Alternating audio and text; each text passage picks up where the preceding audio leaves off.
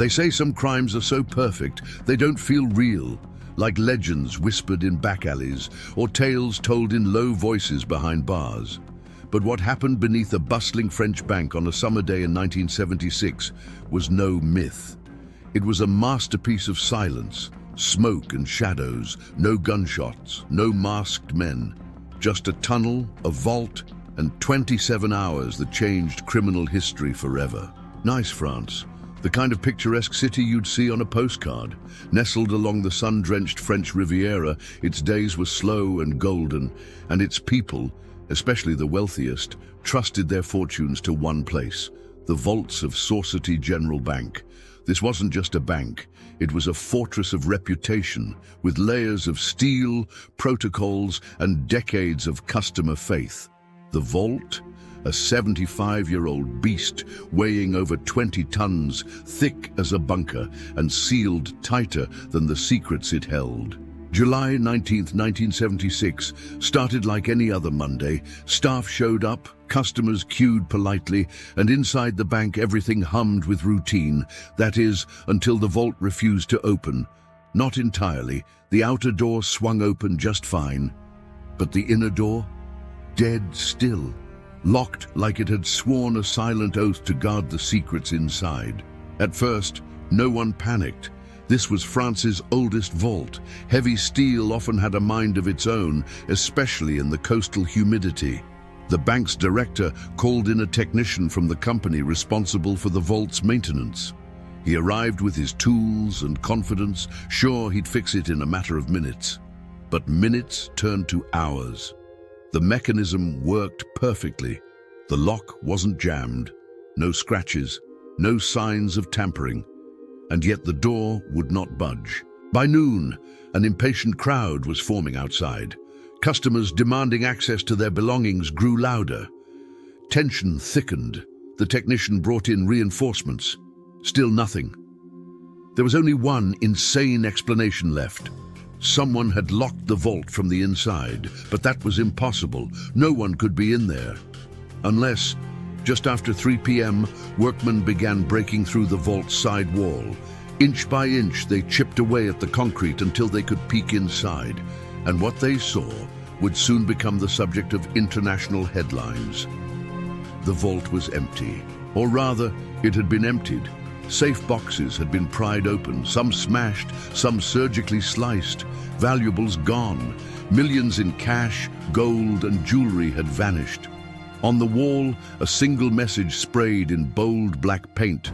Sans armes, ni violence, ni haine. No weapons, no violence, no hate. Panic exploded. Police swarmed the bank. Detectives were pulled from every corner of France. This wasn't just a robbery. It was a heist worthy of film. Within hours, they discovered the entry point, a hole in the floor, leading to a tunnel. That tunnel connected directly to the city's underground sewer network, a heist. Through the sewers, left behind in the vault, were the tools of the trade.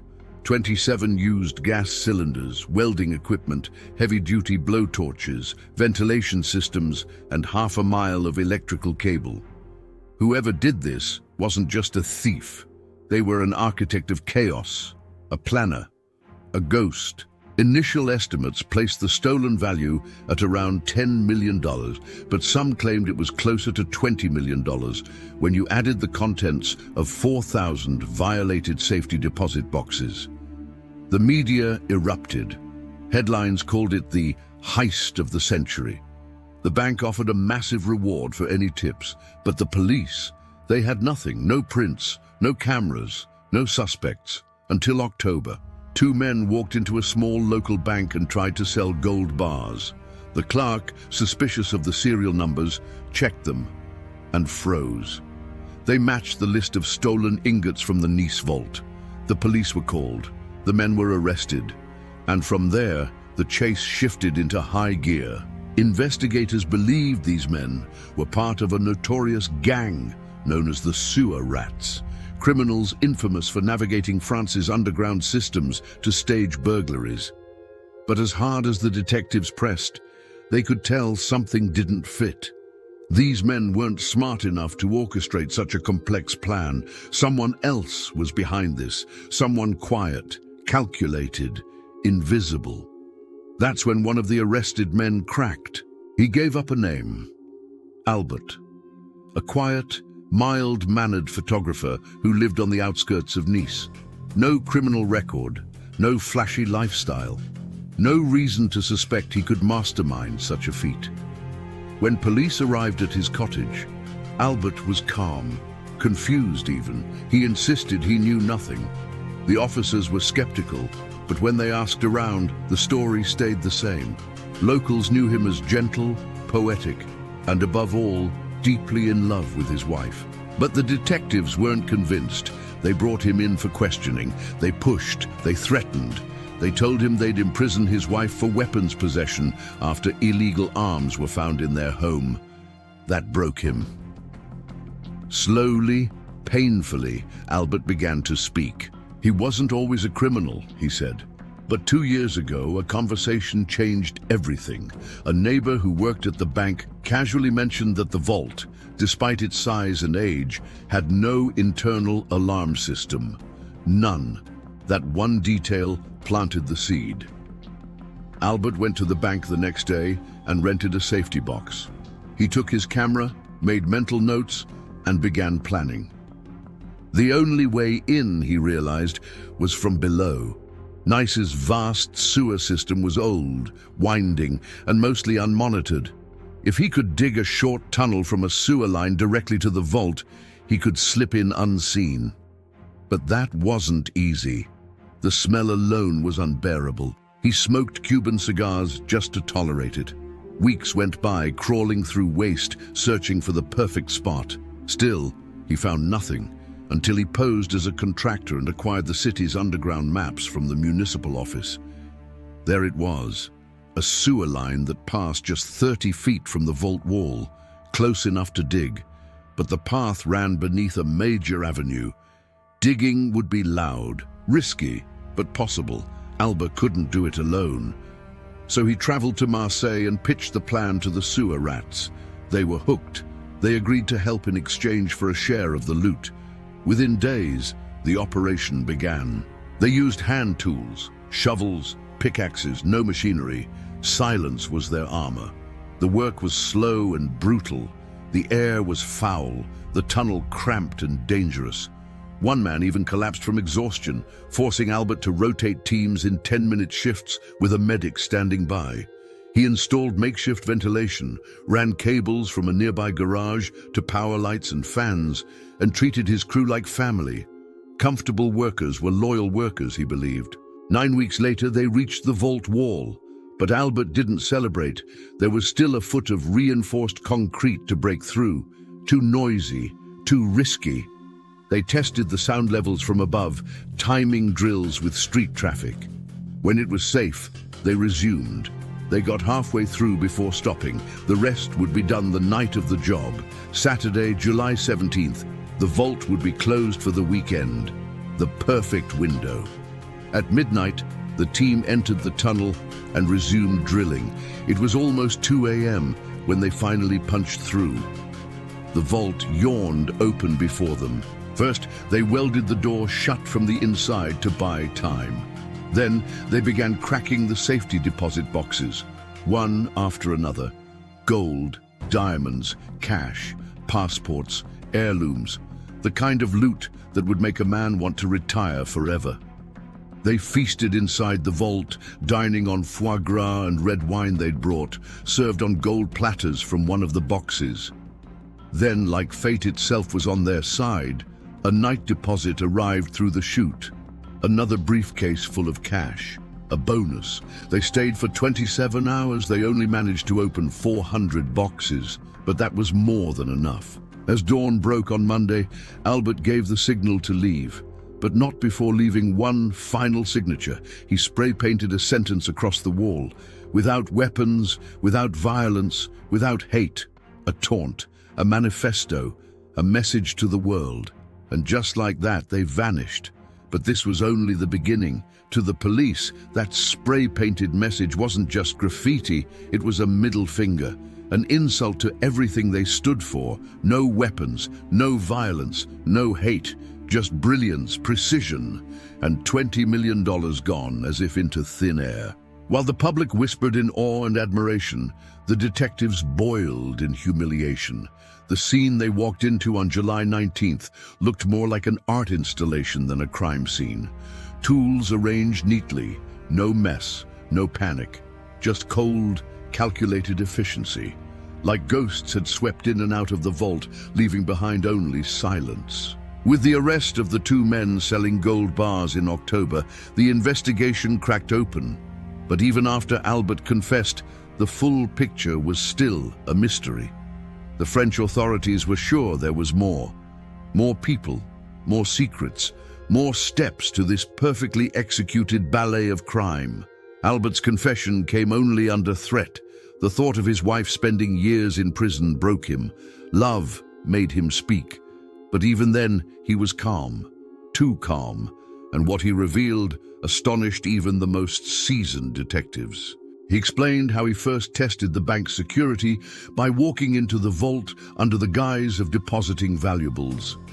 Alone, unwatched, free to explore. While most customers focused on locking away their diamonds, Albert was memorizing wall thickness, angles, airflow vents. He wasn't there to store anything, he was there to map it.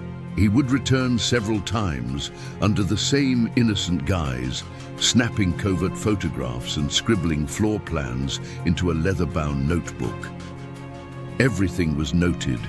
Which corners had the weakest welds, which boxes were premium accounts likely to hold higher value items, and even the precise height of the wall from floor to ceiling. Albert's plan was rooted in time.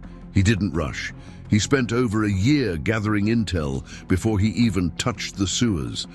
And once he had the maps in hand, thanks to a forged identity and a trip to the city archives, he scouted for the best point of entry.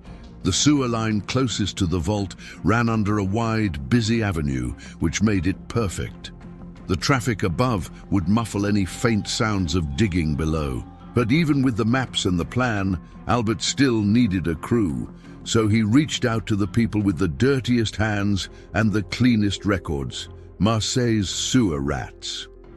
Known for getting in and out of places through paths no one else dared use, they were the kind of men who treated mud, mold, and mildew like old friends. Albert's pitch was simple, the biggest payday of their lives, in return for discipline, silence, and blind obedience.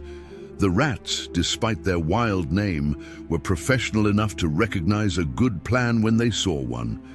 And Albert didn't look like a leader. They didn't even call him boss.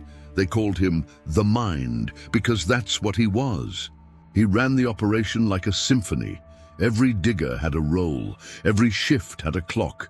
Each team rotated in 10-minute cycles with a designated medic, an oxygen monitor, and a fallback tunnel in case of collapse. Electricity was rigged from a nearby garage. The smell, unbearable. But the prize ahead made even the foulest sewer bearable. Still, not everything went smoothly. One night, a gas leak almost suffocated a pair of workers. Another night, a police patrol happened to park above the digging site for nearly an hour. The rats froze in complete silence, afraid the vibrations might give them away. Albert, watching from a hidden surface location through binoculars, almost called the whole thing off. But he didn't, because they were close. So close. Then came the breakthrough, literally. After weeks of digging, they tapped the vault wall. Albert wept quietly when he touched the cool steel from beneath. But there was still the matter of that foot-thick concrete. He knew that drilling too early, too loud, could give them away. So he waited. They'd do it all at once, on the chosen night, fast, precise, and final. The operation unfolded exactly as planned. Once inside, Albert and his team wasted no time. The vault's air was dry and electric, heavy with dust and old wealth. They moved box to box with expert hands, opening what they could, documenting what they couldn't, and sorting valuables into pre-labeled canvas bags. Each man had an assigned sector. Each safe deposit box was opened with a combination of brute force and surgical precision. Inside, they found not just money and gold, but the private sins of the elite. Love letters, forged IDs, contracts, passports, drugs, even a few scandalous photos they joked about over stolen champagne. And still, even at the peak of their triumph, Albert never relaxed. He carried a watch synchronized to the second. At 2 a.m. sharp, they began cleanup. By dawn, they had packed and organized enough valuables to fill several duffel bags. They didn't take everything. They didn't need to. What they had was already more than most people could imagine. Before they left, Albert paused. Something in him wanted to leave a message, not out of arrogance, but out of philosophy. This wasn't a crime, he believed. It was a performance, a statement. So he picked up the spray can, faced the cold steel wall, and wrote it in black. No weapons, no violence, no hate. And then they were gone. For weeks, investigators pored over the vault, every bolt, every scratch. They retraced Albert's tunnel. They tried to recreate the timeline, but nothing helped. The man who planned it was already behind bars, refusing to give up one more word than necessary. That's when things got strange. Instead of fighting for his freedom, Albert cooperated, or so it seemed. He walked detectives through his thought process. He answered questions with eerie calm. He provided sketches, breakdowns, even lessons in city infrastructure. He offered no resistance, but he gave no location of the loot, no names beyond those already arrested. French law allowed suspects under certain charges to meet the judge privately in chambers before their formal trial. An unusual process meant to evaluate state of mind and willingness to cooperate. Albert was granted this courtesy. Every Thursday, he'd be escorted, calmly, politely, to a government building under heavy guard. Inside, he sat with the judge and his lawyer in a modest office with polished floors, bookshelves, and a large window that overlooked the parking lot below. Each meeting was the same. Albert answered questions, reviewed maps, and made polite conversation. The guard stood at the door. The judge sat behind his desk. No one suspected anything until the last meeting. It was a crisp fall morning. Albert arrived in a beige coat, a manila folder tucked under one arm. He sat down as usual, greeting the judge and his lawyer with a faint smile. "I've brought something," he said, handing over 3 folded sheets with sketches, maps of the sewer lines used during the heist. The judge leaned in, examining the drawings. Albert got up from his chair, walked around the desk, and stood behind him, pointing softly at the lines on the paper. "We started here," he said, "then tunneled under the main road here." The judge nodded, leaning closer. And in that moment, like a shadow slipping through light, Albert turned, sprinted toward the window, and launched himself through it. Glass shattered. A scream echoed. His lawyer and the judge stood frozen. Albert landed on the roof of a blue Renault, parked directly below.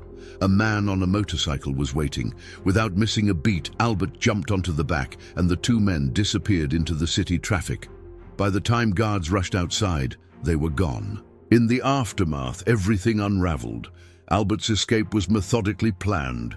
The route, the motorcycle, the exact schedule of the judge's meetings. Even the car he jumped onto had been chosen, parked in that same spot for weeks. Investigators later discovered Albert had sent the car's owner $600 in an unmarked envelope with a note that read, "Sorry for the dent." The country erupted. Journalists called it the escape of the century. Newspapers printed his face like a celebrity. But the police? They were humiliated. Again. Not only had Albert planned and pulled off the most daring robbery in French history, now he had escaped their justice too. And worse, he left nothing behind.